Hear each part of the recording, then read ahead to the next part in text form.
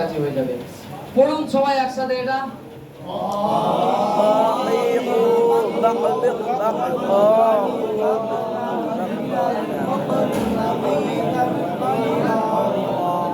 আচ্ছা ঠিক আছে, আপনারা পড়তে দেরি হচ্ছে। দেখুন কফ যে জায়গায় লাগানো আছে, যে জায়গায় জায়গায় কফ আছে, কফের জায়গায় যে কোনো অক্ষর লাগিয়ে দেবেন আপনি। বুঝতে পারলাম? কফ যেখানে লাগানো আছে সেই জায়গাটায় কফ ছাড়া যে কোনো অক্ষর আপনি লাগাতে পারেন। এটা দিয়ে আপনাকে ওই ঘরটার নাম করতে হবে। কাকিকুবাক বলুন। কাকিকুবাক ভাই বলুন। কাকিকুবাক কাকিকুবাক কুকান কানি কুকান কানি قطنا من المقن قرن من المقن مقيقا قنقا مقيقا قنقا قاف সরিয়ে দিন, অন্য অক্ষর দিন। হা حاحيح بح حاحيح بح روحا حني روحا حني ححن من المحن ححن من المحن محيحا حنحا محيحا حنحا আর আপামনিরা পড়ছেন তো? খোঁজ নিয়ে আসুন হুজুর। ঘুমাচ্ছেন কি করছেন খোঁজ নিয়ে আসুন আপনার জিম্মেদাররা। আচ্ছা অন্য অক্ষর লাগান এখানে আবার আরেকবার। বা তো সহজ, বা খান ভাই। আইন আইন জাজিজু বাস জাজিজু বাস সুজান জানি সুসান সানি জাজনা মিনাল মুসনি জাজনা মিনাল মুসনি আজিজান জানিজা আজিজান জানিজা কষ্ট হচ্ছে না তো বাবজি? হ্যাঁ বাবজি বলে কষ্ট হচ্ছে না তো? আচ্ছা এটার মাধ্যমে কেন উচ্চারণ শুদ্ধ হবে এটা আমরা বুঝতে পারছি। কারণ একই জিনিসকে বারবার যখন ভাষা মাজা করবো আমরা মুখ দিয়ে, তো সেটা সুন্দরভাবে বার হবে। যেমন একটা শব্দ সচেতনতা, বলুন হুজুর সচেতনতা। না সবাই নয়, যাকে বলবো সে বলুন, হুজুর বলুন সচেতনতা। ঠিক আছে, বুঝা গেল? একটা উদাহরণ বুঝতে পেরেছেন তো? জি আপনি বলুন, তাড়াতাড়ি বলুন।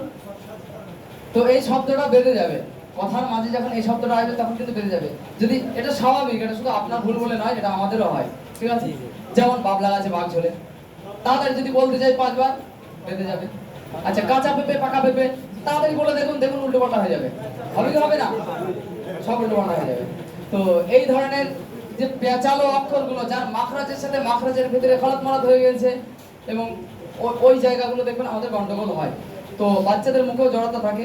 তো একই জিনিসকে বারবার যখন আমরা প্র্যাকটিস করবো, সেই জিনিসটা কিন্তু শুদ্ধ উচ্চারণের সাথে মুখ দিয়ে বার হতেই হবে। এখন একটা ম্যাজিক দেখুন, আমাদের ভিতরেও অনেকে আমরা ভুক্তভোগী আছি। আচ্ছা দেখুন হুজুর, সবাই এদিকে তাকিয়েছেন সবাই। জি বলুন কি লিখলাম, তাদের বলুন। আমি লেখা শুরু করিনি ভাই, কি লিখলাম বলুন। বা জবর বা তো সহজ। কি আছে বা জবর বা বলুন। আপনারা দেখে বলেছেন না দেখে বলেছেন? সত্য কথা, না দেখে কেন বলুন? হ্যাঁ কোথায় বলেছিলেন উঠে বসতে? আচ্ছা ঠিক আছে, এবার দেখুন কি লেখা আছে বলুন কিছু সবাই। আচ্ছা কেউ কিছু খারাপ মনে করবেন না, যদি সাধারণ অন্য কোনো জিম্মেদার থাকে আপনি ভাই একটু কেউ নেই তো সেরকম, কারণ আমাদের পরিবারের কথা একটু কিছু আলোচনা হবে। আব্দুল গাফফার চৌধুরী যান।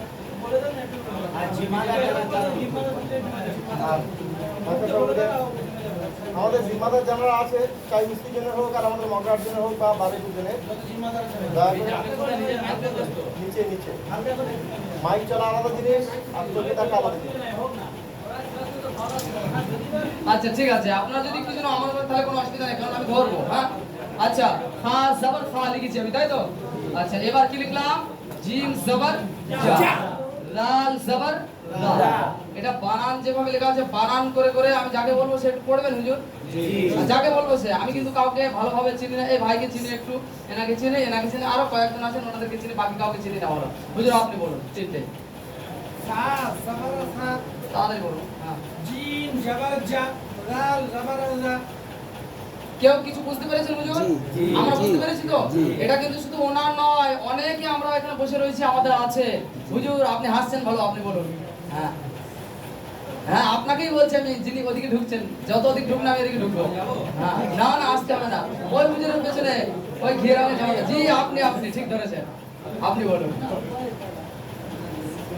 অনেকে কিন্তু নিচের দিকে লুকাচ্ছে, আমি বুঝতে পারছি, যেন আমাকে না বলে। জি বলুন।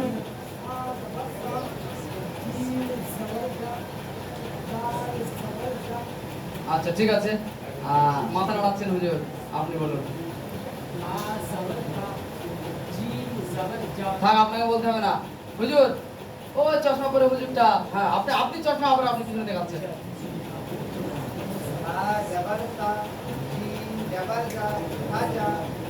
আচ্ছা ঠিক আছে, বাস এবার ভাবুন। বসুন হুজুর, বসুন।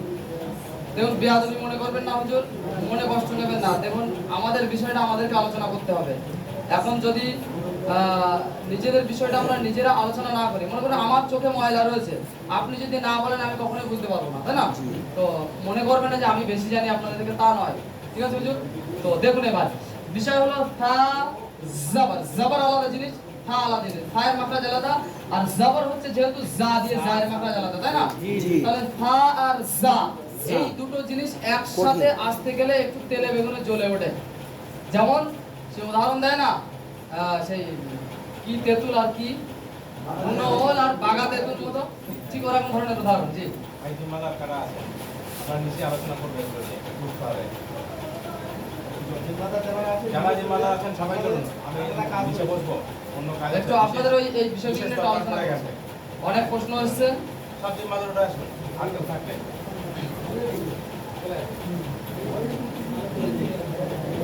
ঠিক আছে জি, এবারে দিকে তাকান সবাই, এবার মন খুলে বলবেন।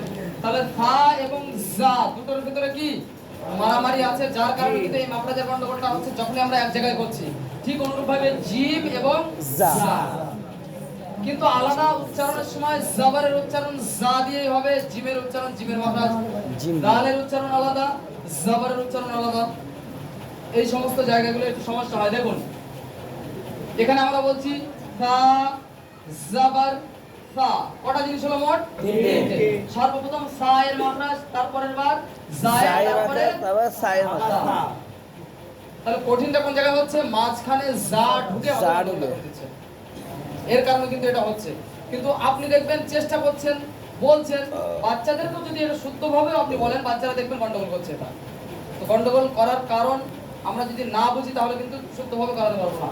তাহলে সর্বপ্রথম আমার কাজ হলো শুদ্ধতার সাথে বাচ্চাদেরকে উচ্চারণ করানোর জন্য সর্বপ্রথম সা এর মাখরাজ, সা তো আলাদাভাবে হয়ে রয়েছে অলরেডি, যা আলাদা হয়ে রয়েছে। এখন হয়নি কি, একসাথে মেশানো হয়নি, দুটোকে একসাথে মিশিয়ে আমরা বলিনি। আলাদা আলাদা মানুষ করেছি, বিয়ে দেয়নি এখনো, এটা তো শেখার বিষয় নাকি হুজুর? তাহলে দুটোকে একসাথে করে এবার বলুন। জবর একটু টান দিয়ে দিয়ে, ঠিক আছে?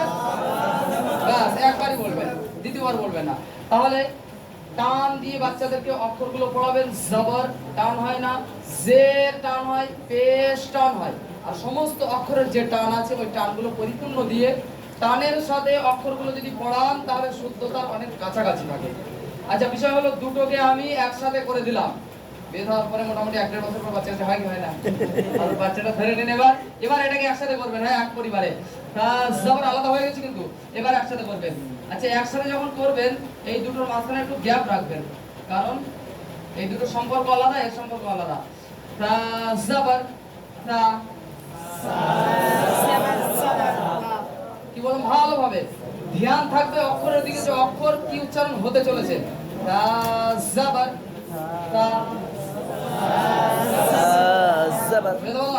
তাহলে থা বলতে বলতে যেন জায়ের উচ্চারণটা মাথায় চলে আসে। আসলে বাচ্চাদের মাথায় তাড়াতাড়ি আসে না ওটা, যার কারণে একটু দেরি হওয়ার কারণে কিন্তু এইগুলো বার হয়ে যায় তাই। আর বাচ্চারা সবসময় সহজে পেতে চায়। এই ধরনের অক্ষর যতগুলো আছে, যার ভিতরে এই ধরনের সমস্যা আছে, এই সমস্যার সমাধান আমি এইভাবে করি, আপনারাও চাইলে এইভাবে করতে পারেন। এক একটা অক্ষরের উচ্চারণ আগে আলাদাভাবে বার করে একসাথে মিলিয়ে তারপরে ওটা একসাথে বলতে গেলেই কিন্তু গন্ডগোল হয়ে যাবে। যেমন আর কিসে কিসে হতে পারে বলুন তো? শিন জবর শাহ হতে পারে, শিন জবর শাহ, শিন জিম একই মাখরাজ, তাহলে শিনের মাখরাজ আলাদা, জবর আবার আলাদা আসছে, জা শিন একসাথে দূরত্ব হয়ে যাচ্ছে, ওই জায়গায় দূরত্ব হওয়ার কারণে বাচ্চাদের এই গন্ডগোলটা হচ্ছে। তাহলে কৌশলে শুদ্ধ বলা, এখানে এক একটা অক্ষর আলাদাভাবে উচ্চারণ করতে গেলে কি করতে হবে? এখন আপনাকে এই করাতে হবে, আর যদি একসাথে মিশিয়ে ওই সমস্যা হয় তাহলে ওটা করতে হবে। এবার আগে চলুন। এটা হচ্ছে আনন্দে বর্ণমালা। মনোযোগ ফিরিয়ে নিয়ে আসার জন্য হঠাৎ লিখতে লিখতে আপনি উল্টো করে দিয়েছেন। আমি অক্ষর লিখতে লিখতে কি করেছি? উল্টে দিয়েছি। উল্টো লিখে দিয়েছি। বাচ্চাদের মনোযোগ ফিরে আসবে কি আসবে না? আমার এলমেল অ্যাপসের একটা পিপিটি আছে যাতে আছে উল্টো চলা, সেখানে একটা উল্টো বাড়িও আছে, ঠিক আছে? একটা বাড়ি এমন আছে পৃথিবীতে যে বাড়িটা উল্টো তৈরি করা হয়েছে উল্টো। আপনার আগে যে কৌশল বর্ণনা করবে বিরাজ না জি আগে সবটা একটু বিরাজ না হ্যাঁ এটাই আপনি এটা কি ক্লিয়ার বলতে হবে না হারাতে বলতে টেনে টেনেই বলবো। এখন আমরা হ্যাঁ তো শুরু করে আমার শুধু উদ্দেশ্য হচ্ছে পথের উচ্চারণ না, টেনে বলুন আর আসতে বলুন, টেনে বলাই ভালো। টান আছে টেনে বলুন। আচ্ছা ঠিক আছে হুজুর, এখানে আনন্দে বর্ণমালা, আনন্দে বর্ণমালাতে অনেক ধরনের আনন্দ আপনাকে অ্যাড করতে হবে। আর পড়াটা আমি বলেছিলাম এর আগেও, পড়াটা হলো চিড়িয়াখানা। এক একটা সবক আলাদা আলাদা চিড়িয়াখানা। যখন আমরা একটা সবক পড়িয়ে দিচ্ছি, ওই প্যাকেটটা ওখানে ছেড়ে দাও, যার ইচ্ছা নিয়ে নেবে ভাই, প্যাকেটটা ছেড়ে দাও, ওখানে যার ইচ্ছা নিয়ে নেবে। প্যাকেট দিয়ে দাও ভাই, হাতে হাতে দিতে হবে না।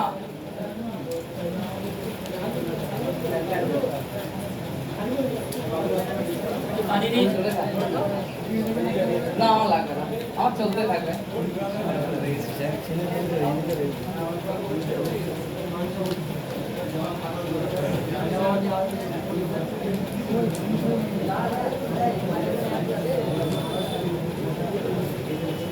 জি হুজুর, এদিকে তাকান এবার।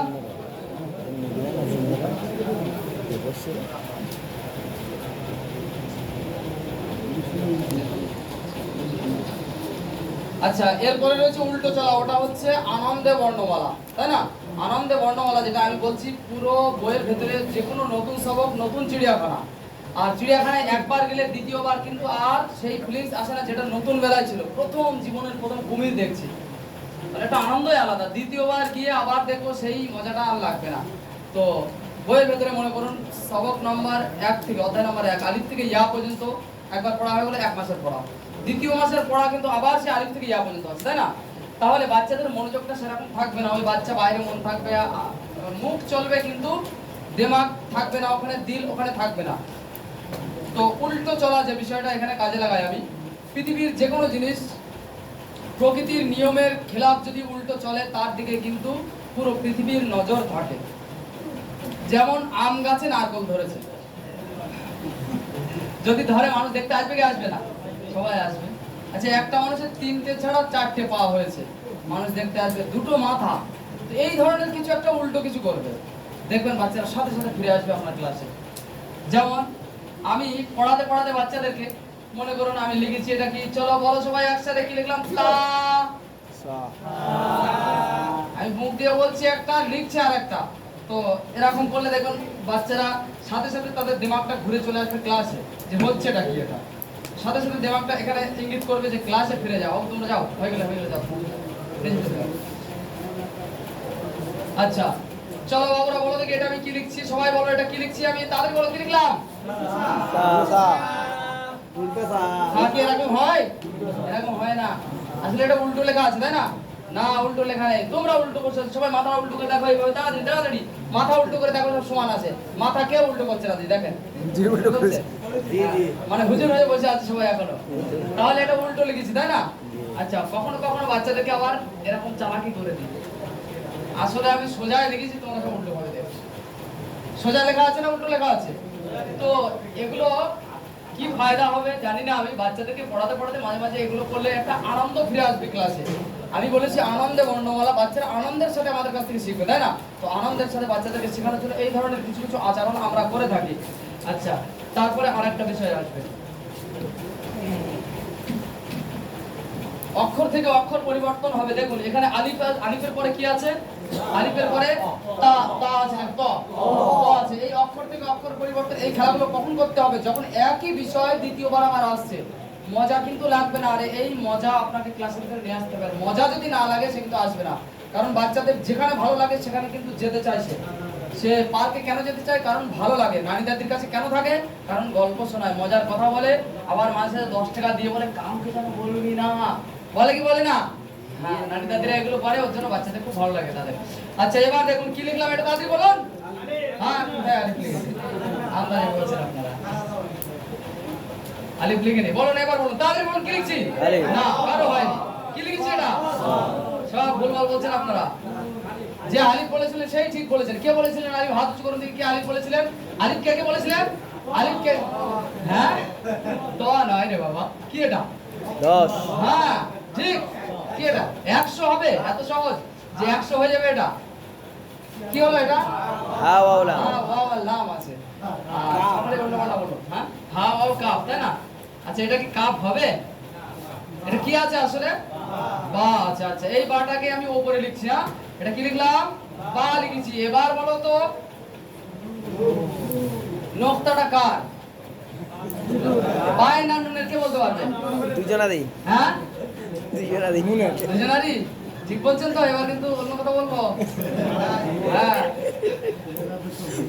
বাই না বলবেন কার নোক্তা তাড়াতাড়ি বলো তাড়াতাড়ি যে কোনো একজনের জি বায়ের বায়ের নোক্তা তাই তো আসলে বাইরের বায়ের নয় এটা নুনের কার নোক্তা আসলে বাইরের বাটা মুছে দেওয়া হয়েছে বলে নুনে আসছে। ভুল হয়েছে সবার তাই না আচ্ছা ঠিক আছে তো বাচ্চাদের সামনে মাঝে সাঝে এই ধরনের আনন্দের মানে একটা লহর তাদের মাঝে দৌড়ে পড়ে তারা ক্লাসে এসে যেন মনটা তাদের খুশিতে ভাগ হয়ে যায় এমন করতে হবে ঠিক আছে আচ্ছা অক্ষর থেকে অক্ষর পরিবর্তন যেভাবে আমি লিখে রেখেছি আপনাদের সুবিধার্থে যেভাবে অক্ষর লেখা রয়েছে প্রথমে কি লেখা আছে আলিফ লেখা আছে তারপরে ত করে দিয়েছি ত কেটে আবার কি করেছি সদ করেছি সদ। সদের পরে আবার নুন করেছি নুনের পরে কি আছে বলুন লাম লাম আছে উপরে টেনে দিলে লাম হয়ে গেল তারপরে কাফ। কাফ তারপরে বা বা তারপরে নুন নুন আবার এটাকে আপনি নুন করতে পারেন না তারপর কি করবেন জিম জিম করতে পারেন এই যে এটা রয়েছে এটা টেনে দিয়ে করে দেবেন জিম হয়ে যাবে জিমের থেকে হা হয়ে গেল আবার খ হয়ে যাবে আবার কি করতে পারবেন বা করতে পারবেন যা ইচ্ছা তাই করতে পারবেন আপনি ঠিক আছে তো এটা একদিনে তো আসবে না ভাই আপনাকে একটু প্র্যাকটিস করতে হবে আপনি মনে মনে একটু ভাবলেই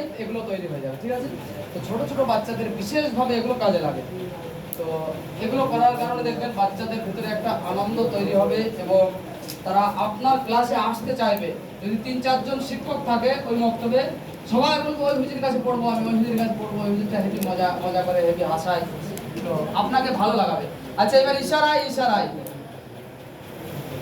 জি আমি লিখছি আপনারা বলবেন হ্যাঁ দেখতে পাচ্ছেন আমার আঙুলটা জি প্লেয়ারের পেছনে কিভাবে দেখতে পাচ্ছেন ওটা তো বুঝে আসলো না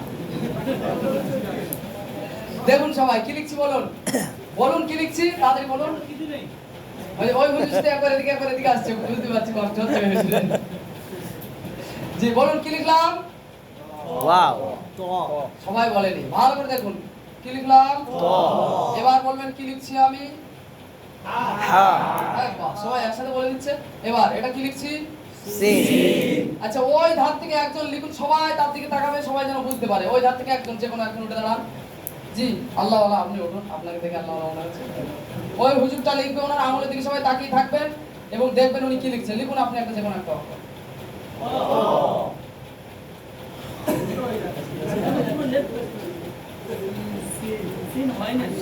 সবাই বলতে পারছে না তার মানে উল্টো হয়ে গেছে তাই না আচ্ছা ইশারায় যেটা লেখা হবে এটা আমি ওনাকে তুললাম এটা বোঝানোর জন্য যে উনি লিখেছে এমন ভাবে যে আমরা দেখছি যেন এরকম তাই না আমরা এরকম দেখছি এই অক্ষরের পিছনে দাঁড়িয়ে উনি সোজা ভাবে লিখছে ওনার দিক থেকে সোজা উনি পিছনে আছে আর আমরা রয়েছি সামনে আমাদের সামনে এটা উল্টো বাচ্চারা বুঝতে পারবে না জি মিলে তো আপনাকে কি করতে হবে আপনাকে উল্টো লিখতে হবে আপনি কি করবেন অক্ষরের পিছনে দাঁড়াবেন অক্ষর আমার সামনে আছে আমি অক্ষরের পিছনে দাঁড়িয়ে এবার হাত বুলাচ্ছি অক্ষরের উপর দেখুন এই দেখুন আপনাকে উল্টো লিখতে হবে এবার বুঝে গেল এই দেখুন আমি ত লিখছি বুঝে গেল জিম লিখছি জি আপনাকে উল্টো লিখতে হবে তাহলে উল্টো লেখার জন্য আপনাকে একটু ভাবতে হবে আপনি ভাবলে ইনশাআল্লাহ তৈরি হয়ে যাবে এইভাবে একদিন পড়ানো পরে বাচ্চা বাড়িতে গিয়ে বলেছে আমাদের হুজুর হাওয়াই লিখে পড়িয়েছে বাড়ি সব পেরে হাওয়াই কিভাবে লেখা যায় তারা আবার দেখতে এসছে ম্যাজিকটা সুরে কিন্তু শুদ্ধতা আসা সম্ভব নয় বিশেষভাবে আমাদের বাঙালিদের জন্য এটা আরবলাদের জন্য ঠিক আছে তারা আসে আলিফুন বা তা উনফা যা বলুন না তাদের হয়ে যাবে কিন্তু আমাদের বাঙালি যেহেতু আমরা ভাত খাই মাটি অনেক কাদা হয় বৃষ্টি হলে আমাদের এখানে আমাদের সম্ভব হয়ে উঠবে না তাই আমাদেরকে শুদ্ধতা যদি নিয়ে আসতে হয় শুদ্ধতার আন্দাজে নিয়ে আসতে হবে বাকি আনন্দের জন্য কিন্তু কোনো সময় আপনি আলিফুন বা শুরু করে দিতে পারেন আলিফুন বাতে এমন কি আছে যে মক্তব জগতের সমস্ত বাচ্চারা পাগল তার পিছনে কিছু তো নতুনত্ব আছে তো বুদ্ধিমান যারা হয় তারা একই কাজ ভিন্নভাবে করে বুঝতে পারলাম যারা বুদ্ধিমান যারা আপডেট হয় যারা সত্যি প্রকৃত কাজ করে তারা কিন্তু সেই একই কাজ করবে কিন্তু তার পদ্ধতি ভিন্নভাবে হবে আমি কিন্তু সেই আলিফ বা তার সেই ক্লাসই পড়াচ্ছি, কিন্তু একটু ভিন্নভাবে, একটু এডিট করে, একটু সাজিয়ে গুছিয়ে আপনাদের সম্মুখে পরিবেশন করছি। তাই আপনাদের অনেকের মজা লাগছে, একটু ভালো লাগছে, বসতে ভালো লাগতে পারে। জি কি হয়েছে জি? আচ্ছা দেখুন কি আসলো। হ্যাঁ, এবার এক একটা খেলা আসবে, এই খেলাগুলো একটু মনোযোগ সহকারে দেখবেন, এগুলো আপনাদের কাজে লাগতে পারে। এটাই কাজে লাগবে আমি বলিনি, বরং এটাও কাজে লাগতে পারে। আমি বলেছিলাম একটা বাচ্চা তৃতীয় মাসের পড়াটা কামাই করে দিয়েছে, যেখানে আলিফ আসল রূপে, আলিফ ভিন্ন রূপে আছে না, আলিফ আসল রূপে, আলিফ ভিন্ন রূপে, এগুলো আমরা পড়েছি। বা আসল রূপে, বা বা ভিন্ন রূপে, এগুলো সে কিছুই পড়েনি। তা সে নানি বাড়ি চলে গেছে, এক মাসের জন্য সেখানে থেকে এসেছে। তাহলে এখন আমরা কি করব? বুঝা গেল? এখন বিপদে আমরা পড়ে যাব, যেহেতু সে ভিন্ন রূপের অক্ষর চেনে না, আর তাকে আমরা দারাসা, ওদা, কাসাবা ওগুলো পড়াতে হবে, তাহলে কিন্তু মুশকিলে পড়ে যাবেন ভাই। তো এখানে আপনাকে এই কাজটা করতে পারেন আপনি। যেমন দেখুন, এবার আমি যে কোনো একটা শব্দ লিখছি, ঠিক আছে? আমার উদ্দেশ্য এই শব্দটা নয়, আমার উদ্দেশ্য অক্ষরগুলো, ঠিক আছে? আচ্ছা, এখানে কি কি অক্ষর আছে এগুলোর আসল রূপটা আপনি উপরে লিখে দিন। এবং যে বাচ্চাটা কামাই করেছে, মনে করুন এই বাচ্চাটা কামাই করেছে, এই বাচ্চাটা, কোন বাচ্চাটা? এই বাচ্চাটা কামাই করে এসেছে এক মাস। তাহলে একে বলা যাবে না বাবু তুমি কামাই করেছো, তোমার জন্যই কিন্তু এটা করছি। তাহলে কি করবে? বাকি ছেলেগুলো বলবো ও জি শুধু ওর জন্য করছে, তার মানে পড়বো না আমরা, গন্ডগোল হয়ে যাবে। তাহলে এই কথা কখনোই বলা যাবে না, বরং আপনি না বলে এই কাজটা করবেন। চলো বাবুরা, কে বলতে পারবে এই অক্ষরটা কোথায় আছে? আচ্ছা, এই অক্ষরটা কোথায় আছে কে বলতে পারবে? এই এই এই দুটো অক্ষর আমাকে খুঁজে দিতে হবে। পারবে কি পারবে না সবাই? জি হ্যাঁ, যে বসে রয়েছে কামাই করে তাকে ধরবেন আগে। হ্যাঁ, আমি শব্দটা আবার লিখছি নিচে। চলো বাবু, এই অক্ষরটা কোথায় আছে দাগ টেনে দেখাতে হবে। যেমন এটা আমি দেখিয়ে দিচ্ছি, ওখানে একটা দেখানো আছে, দেখুন এইভাবে আছে একটা অক্ষর দেখানো আছে, ওটা ওখানে। জি জি। আর ঠিক অনুরূপ ভাবে ওই অক্ষরটা কোথায় আছে আমাকে দেখাতে হবে। কে আসবে? এই ছেলেটা আসবে, তাড়াতাড়ি তাড়াতাড়ি।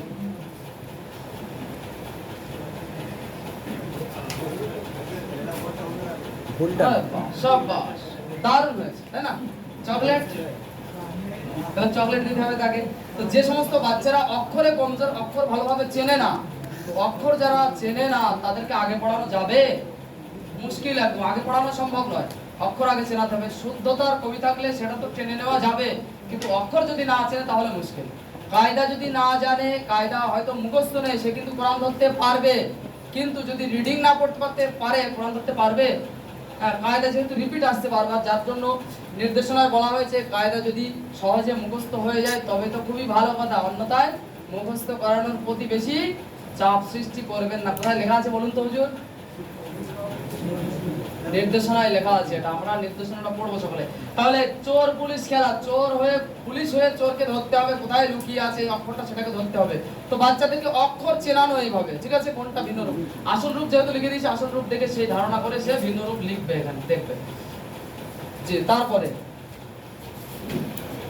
রিডিং ক্রিকেট, এই খেলাটা আমি দেখেছিলাম একটা প্রোগ্রামে গিয়ে, ওর জন্য সব জায়গায় যেতে হয়, সব জায়গাতে ভালো কিছু নিয়ে আসতে হয়। আল হাদিস ভাইদের একটা প্রোগ্রাম হচ্ছিল, সেখানে ওদের একটু মানে পর্দার একটু অতটা ইয়ে করে না, ছেলে মেয়ে সব একসাথে বসে প্রোগ্রাম হয়, আমি দেখেছি। বড় বড় মেয়েরা আছে, ওখানে স্কুলের একটা প্রোগ্রাম, বড় প্রোগ্রাম, মহিলারাও আছে, পুরুষরাও আছে। তো সেখানে স্টেজে একটা প্রোগ্রাম হচ্ছে রিডিং ক্রিকেট, অর্থাৎ দুই দল আছে স্টেজে, মেয়ের দল ছেলে দল। মেয়ে দলের ভিতরে আমার একটা ছাত্রীর বোন ছিল, সেও ওখানে ছিল, সেও গিয়েছিল, আমি ওর জন্য গিয়েছিলাম। তো গিয়ে দেখি রিডিং ক্রিকেট হচ্ছে, একটা বই আছে বাংলা বই, ওদের কাছে একটা বাংলা বই আছে। তো অনার্গল ঝরঝর করে বাংলা রিডিং পড়ে যেতে হবে। এরা ব্যাট ধরেছে, তার মানে যারা পড়ছে তারা ব্যাট ধরেছে, আর বাকি ওরা ফিল্ডিং করছে, ঠিক আছে?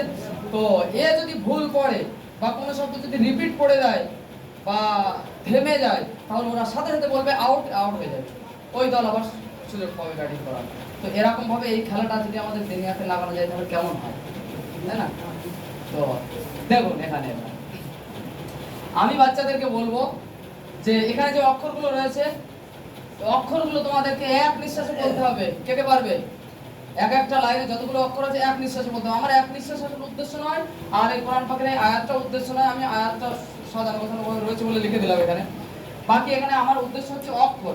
আর যখন বাচ্চার কাছে একটা টার্গেট থাকবে যে এক নিঃশ্বাসে আমাকে এই অক্ষরগুলো সব বলতে হবে, দেমাগটা স্পিডে চালাবে কি চালাবে না বলুন? আচ্ছা, আপনারা অনেক ভাবছেন না, তাই তো এক নিঃশ্বাসে কিভাবে তাদের দেখে আমার হচ্ছে না, কে কে ভেবেছেন বলুন এগুলোর ভিতরে? দেখুন এতজন ভেবে নিয়েছে। তাহলে যখন আপনি বাচ্চাদেরকে বলে দেবেন এক নিঃশ্বাসে পড়তে হবে, ভাববে কি ভাববে না তাড়াতাড়ি? তাহলে আমরা চাইবো বাচ্চা আউট হোক বারবার, ঠিক আছে? বাচ্চাকে এখানে দাঁড় করিয়ে তাদেরকে পড়তে বলুন এক নিঃশ্বাসে। কেউ পারবে না জানি, আর না পারলে তবেই তার আগ্রহটা আবার বাড়বে যে এক নিঃশ্বাসে তোমাকে করতে হবে, এটা তোমার টার্গেট, যে কোনো ভাবে এক নিঃশ্বাসে করতে হবে। তাহলে কে আগে করবেন বলুন? হাত তুলুন, কে আগে করবেন? চলে আসুন হুজুর, আপনি চলে আসুন। আচ্ছা ওখান থেকেই করুন দাঁড়িয়ে। আলিফ লাম হা মিম দাল লাম লাম হা রা বা আলিফ লাম আইন লাম মিম ইয়া নুন। পড়েছে তো সব ঠিকঠাক? আচ্ছা ঠিক আছে, সুন্দর পড়ে দিয়েছে, এক নিঃশ্বাসে পড়ে দিয়েছে। বাচ্চারা সহজে পারবে না, বাচ্চা আউট হবে। তো যে পড়বে তার মানে সে ব্যাটিং করছে, ঠিক আছে? আর বাকি সবাই ফিল্ডিং করছে। ভুল হলে বা থেমে গেলে, রিপিট করলে সাথে সাথে সবাই কি বলবে? আউট বলে দেবে। মনে থাকবে সবার? আচ্ছা এবার কে ব্যাট ধরবে? কে ধরবে? যার কাছে চক যাবে সে ধরবে। আমি চোখ বন্ধ করে মারবো, কেউ যেন না মনে করে যে আমাকে উদ্দেশ্য করে মেরেছে। যার কাছে গেছে সে উঠুন। জি হুজুর, দ্বিতীয় লাইনটা আপনি।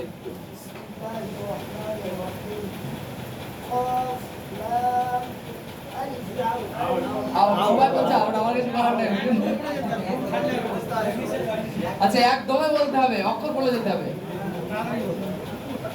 قاف لام ألف عين واو ذال باء را باء ألف لام فا لام قاف। হুজুর একদম সুন্দরভাবে বলতে চেয়েছে, যার কারণে অক্ষরের মান মর্যাদাকে সামনে রেখে উনি বলতে চেয়েছেন, যার কারণে একটু যাক ভালো জিনিস। আমি এখানে যেটা চাইছি সেটা চেনানো চাইছি। এখানে শুদ্ধতা আমি বাচ্চাদের থেকে আশা করছি না। আমি চাইছি কি বাচ্চাদের মাথার ভিতরে ভিন্ন রূপগুলো পটাপট ঢুকে যাক, আর যার কারণে ওই টাইমটা দিয়েছি, আর ওই টাইমটা সামনে রেখে বাচ্চারা তাড়াতাড়ি করবে। আর যখনই এখানে এসে দিমাগটা স্পিডে চালাবে, তার দিমাগে ঢুকে যাবে, এটা ইনশাল্লাহ খুব তাড়াতাড়ি অক্ষরগুলো মাথার ভিতরে ঢুকে যাবে। তো ভিন্ন রূপ আস্তে আস্তে স্পিড যদি তার মাথার ভিতরে না ঢোকে তাহলে কিন্তু রিডিং পড়তে অসুবিধা হবে, তাই না হুজুর? আমরা যখন বাংলা পড়তে যাই অনেক সময় আমাদের বাংলা পড়তে গিয়ে পরের শব্দটা আমাকে ভাবতে হয় একটু দেরি করে, তারপরে আমরা পড়তে পারি। আর বাংলা যদি আমরা প্রতিনিয়ত পড়তে থাকি, কিন্তু ওই শব্দটা দেখা মাত্র আমরা বলে দিতে পারবো কি লেখা আছে, চলো লেখা আছে, তাহলে আমরা তাড়াতাড়ি দেখে বলতে পারবো। আচ্ছা এরপরে রয়েছে ফুটবল। ফুটবল খেলাতে সর্বপ্রথম কি হয়? প্লেয়ারের পরিচিতি হয়, প্লেয়ার কেমন দেখতে, কি করে, তারপরে তার একটা দুটো বৈশিষ্ট্য, প্লেয়ার এসেই কি করবে, গোল দেবে। হ্যাঁ একদম পায়ে বল আসলে বল নিয়ে গোলে ঢুকে দেবে, সাথে সাথে গোল হবে। বিভিন্ন ধরনের অ্যাক্টিং করে সেগুলো বলা হয়। আসলে আমি গোল করাচ্ছি না, আমি করাচ্ছি আলিফ মাদ্দা পড়াচ্ছি বাচ্চাদেরকে। যে কোনো কায়দা পড়াতে গিয়ে বাচ্চাদেরকে দুটো জিনিস বোঝাতে হয় ভালোভাবে। এক হচ্ছে কায়দাতে কি বিষয়টা রয়েছে, কায়দাটা কি, আর দুই নম্বর বিষয় তার দ্বারা কি হবে। যেমন এখানে যে কায়দাটা রয়েছে আলিফ মাদ, নাম কি? আলিফ মাদ। আচ্ছা কায়দাটা কেমন ভাবে? জবরের বাম পাশে আলিফ হতে হবে, এটা হচ্ছে শুধু কায়দা। জবরের বাম পাশে কি হতে হবে হুজুর? আলিফ হতে হবে।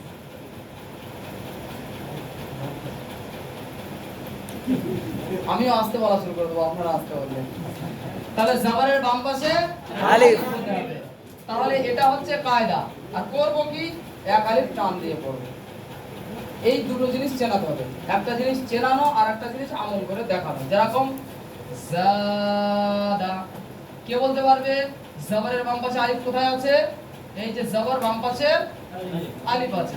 আচ্ছা এখানে চিনে নিয়েছে বাচ্চারা, যে কোনো শব্দে আলিফ মাদ রয়েছে সেটাকে চেনানো। এই চেনানো যদি পারে তার মানে কায়দা হয়ে গেছে। আচ্ছা এবার আমল করানো। আমল করানো কি? জাতে কান দিয়ে পড়া, এটা আমল করানো। প্রতিটা কায়দায় দেখবেন বেশিরভাগ এটাই ঘটছে, যে একটা হচ্ছে কায়দাটাকে চেনানো, আর দুই নম্বর তার উপরে আমলটা করা। এই দুটো জিনিস আমাদের দ্বারাই হয়ে ওঠে না। হয়তো কায়দা মুখস্থ করে নিচ্ছি আমরা, কিন্তু আমলও হচ্ছে না, চিনতেও পারছে না। আসল যে দুটো কাজ সেটা হচ্ছে না, হচ্ছে কি মুখস্থ হয়ে যাচ্ছে। আলিফ মাদ আপনি ধরবেন, জবর মামের খালি আলিফ মাদের হরফ, বাচ্চা পটাপট বলে দিচ্ছে। কিন্তু যখন আপনি কি লিখছেন, যে কোনো একটা শব্দ লিখছেন জাহাদা, বলো এখানে আলিফ মাদ কোথায়, সে আর বলতে পারছে না। জাহাদা এরকম পড়ে দিচ্ছে অনেকে, করছে কি করে না, এরকম করে তো পারছে না। তো এই গন্ডগোল করার উদ্দেশ্য হলো সে বাচ্চা ভালোভাবে কায়দাটা চেনে নি। এখানে যেগুলো আমি লিখেছি